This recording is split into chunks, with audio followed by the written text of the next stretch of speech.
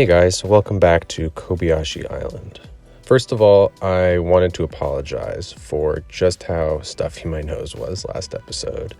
I had some crazy bad allergies, probably the worst I've had in like a year or two, and I don't really think it was a very smart idea to record the audio for that episode on a day where I couldn't breathe out my nose. So anyways, in this episode, the first thing that I wanted to take a look at was this open air mall plaza type train station that I built in episode 4 on the backside of the old town and the castle.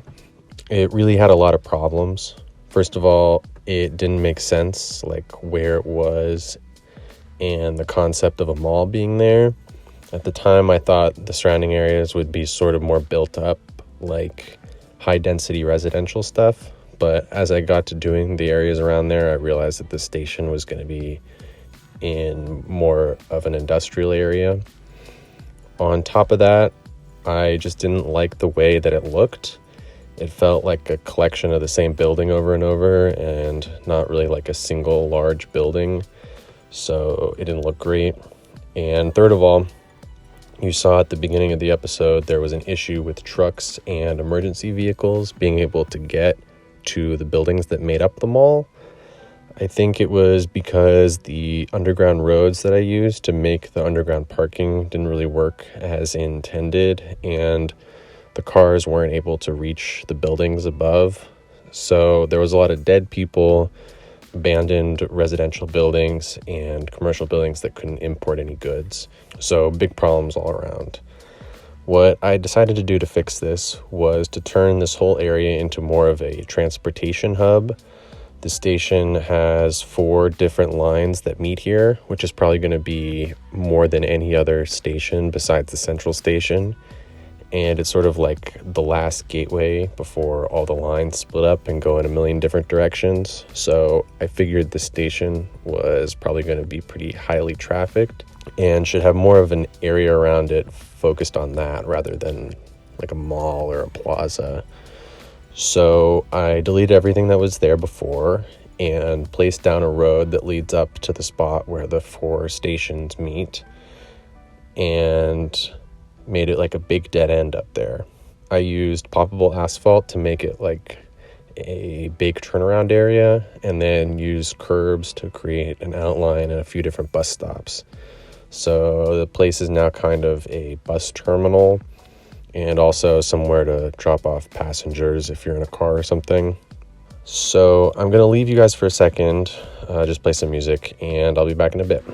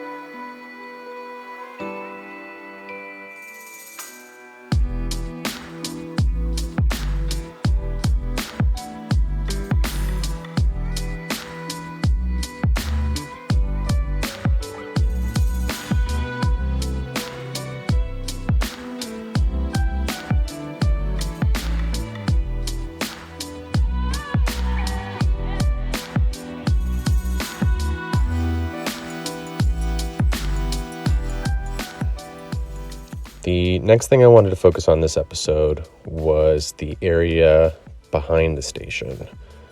Most of the industrial stuff in the city is going to be in the harbor area, and that's pretty far away. So I was thinking that the industrial area from episode 11, the cellular tower episode, that's near the station could be expanded upon to give the downtown some closer access to a few things that it needs, one of which being garbage collection. So what I decided to do here was build a recycling center. I went with the style of recycling center that they have here where I'm from, where they use these tall walls to separate out different types of recycling, like cardboard or plastic or metal, and then an area where they store a bunch of wooden pallets in order to load the recycling up onto trucks and take it somewhere else. I'm pretty happy with the way that this turned out because it really gives this area sort of a unique look that's not just your standard garbage area. I think in general, and I've said this before, it's really important if you want to make a somewhat realistic looking city to figure out really specific things to build in every area, things that are visually unique but also have a purpose that makes sense for where it is.